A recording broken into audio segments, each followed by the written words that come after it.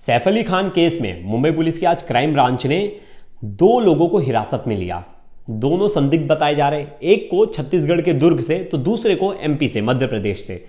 लेकिन सवाल एक है जो कि इस केस में पूरी तरह से मिसिंग है। जो संदिग्ध घर में दिखा था, जिसकी सीसीटीवी फुटेज आने की और जाने की दोनों मौजूद है, लेकिन कहीं बाहर की सीसीटीवी कहीं की मौजूद नहीं है। वो शख्स घर से 15 किलोमीटर दूर, 10 किलोमीटर दूर नजर आ रहा है सीसीटीवी में, लेकिन उस एरिया के आसपास किसी सीसीटीवी में वो नजर नहीं आया।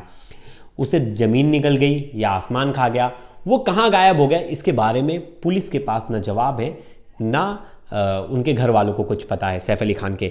लेकिन उस एक घंटे में, क्योंकि एक घंटा भी नहीं कहेंगे हम, 50 मिनट कहेंगे, 50 मिनट का फुटेज है, मतलब 50 मिनट का टाइम है जब वो संदिग्ध जो आरोपी है जिसने हमला किया है वो जाता दिख रहा है और आता दिख रहा है, घर से उतरता दिख रहा है।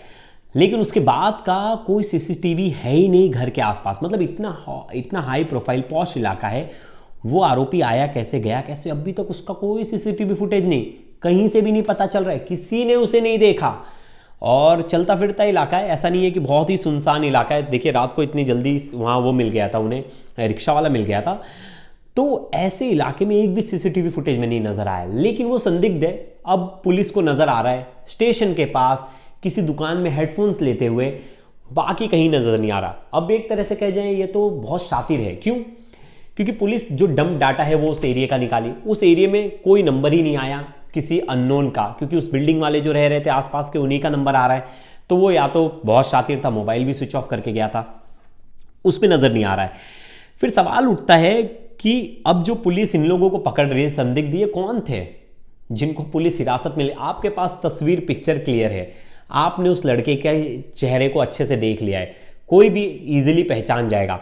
तो पुलिस ये जो बाकी संदिग्ध को पकड़ रही है, हर जगह से उठा रही है, क्या सिर्फ दिखावा है कि हम इन्वेस्टिगेशन कर रहे हैं, कि कोई कड़ी है क्या उस आरोपी से इन लोगों की कड़ी है? क्योंकि अब तक 50 से ज्यादा लोगों से पूछताछ हो चुकी है, लेकिन वो जो मेन शख्स है जो उस दिन उस रात को घर में आकर हमला किया था वही फरार है।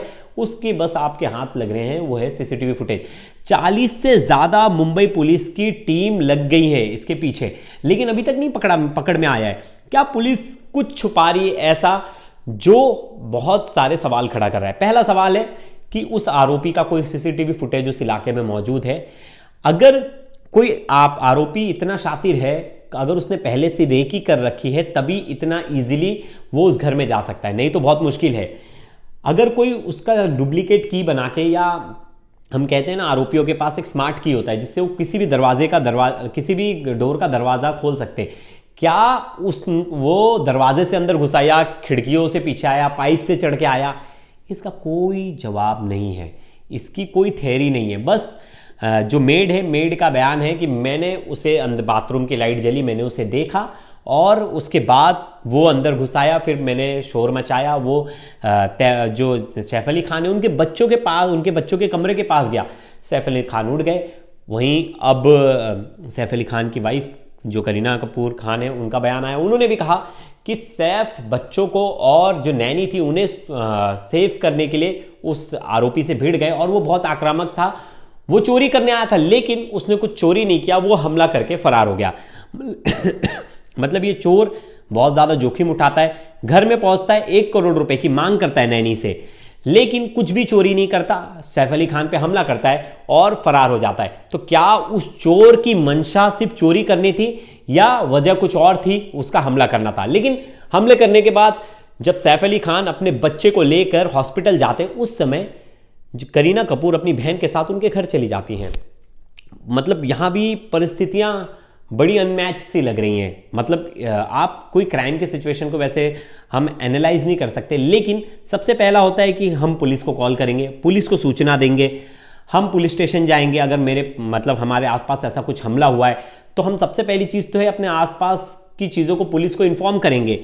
पुलिस को इंफॉर्मेशन किसकी तरफ से दी गई, फर्स्ट इंफॉर्मेशन कौन था, ये सब सवाल जो है अब मिस्ट्री क्रिएट कर रहे हैं कि क्या सच में ये जो आरोपी था 1 घंटे इनके यहाँ जो रुका, शोर शराबा किया, किसी को सुनाई नहीं दिया, आसपास में किसी को पता नहीं चला, किसी के ऊपर हमला कर रहा है तो क्या पूरा घर शांत था, किसी ने आवाज़ तक नहीं निकाली? तो कहीं ना कहीं सवाल तो खड़े हो रहे हैं। पुलिस की इन्वेस्टिगेशन में भी ऐसा कुछ खास देखने नहीं मिल रहा है। मुंबई पुलिस से ये एक्सपेक्टेशन तो कभी नहीं है कि मुंबई पुलिस इतना समय लगा दे एक चोर को, एक अपराधी को पकड़ने में। आप पुराना केस देख लीजिए बाबा सिद्दीकी में, आप तो तुरंत पूरे देश को खंगाल दिया आपने, हर जगह से आरोपियों को पकड़ लिया। जो मेन आरोपी था, जो मास्टरमाइंड था, वो तो फरार हो गया, लेकिन आपने जो शूटर्स थे उस समय पे उन सबको तो अरेस्ट कर लिया। सुशांत केस आप जल्दी से निपटा दिए आपने, यहाँ लेकिन 40 टीम लगा दी है, लेकिन वो संदिग्ध आपको हर सीसीटीवी में दिख रहा है। आपने उसके 4-5 सीसीटीवी रिलीज कर दिए, लेकिन वो मेन आरोपी पकड़ा ही नहीं रहा है। उसके रिलेटेड मतलब आप 50 से ज़्यादा लोगों से पूछताछ कर चुके हैं, नहीं पता कहाँ कहाँ से आपने किस किस को उठा के लाए, कौन कौन से प्रदेश से लोगों को उठा के ला रहे, लेकिन आपको मेन जो आरोपी है वो आपके हाथ में नहीं आ रहा है। ये पुलिस का फेलियर या पुलिस कुछ छुपा रही है, सीधा सवाल है।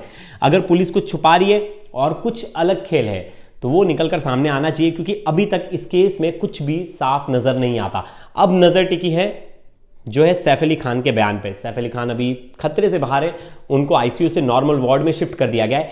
अब देखना होगा वो क्या बयान देते इस केस में, और उनका बयान बड़ा ही अहमियत रखता है इस केस में कि क्या कुछ निकलकर सामने आएगा, क्या हुआ था उस रात को, उस 50 मिनट में उस आरोपी ने क्या क्या किया था, वो आरोपी घर में घुसा कैसे, उसको क्या कोई इन्वॉल्व था, कोई घर का ही कोई मेंबर इन्वॉल्व था। ये सब सवाल अब जब तक वो आरोपी नहीं पकड़ में आता, और दूसरा जब तक सैफ अली खान का बयान नहीं आता, तो देखने वाली बात होगी और नजर होगी पुलिस की इन्वेस्टिगेशन में कि पुलिस कब तक उस आरोपी को पकड़ती है और कब तक इस केस को सॉल्व करती है। बताती है कि देखो भाई हमारे पास तो पूरा सीक्वेंस है, ऐसा नहीं है कि सिर्फ घर का एक सीसीटीवी का आपके पास सीक्वेंस है, बाहर का आपके पास कोई सीक्वेंस ही नहीं है, कुछ है ही नहीं। आपको रेलवे स्टेशन का सीसीटीवी फुटेज मिल जा रहा है, मतलब जो इतनी भीड़भाड़ वाला इलाका है, लेकिन आपको घर के आसपास एक भी सीसीटीवी फुटेज नहीं मिल रहा है जिसमें वो संदिग्ध नजर आए। तो ये बड़ा ही चौंकाने वाला सवाल है जिसपे हर कोई सवाल पूछ रहा है, यही हर सोशल मीडिया कमेंट सेक्शन हर जगह ये सवाल पूछा जा रहा है, और वही सवाल हम पुलिस से भी करते हैं।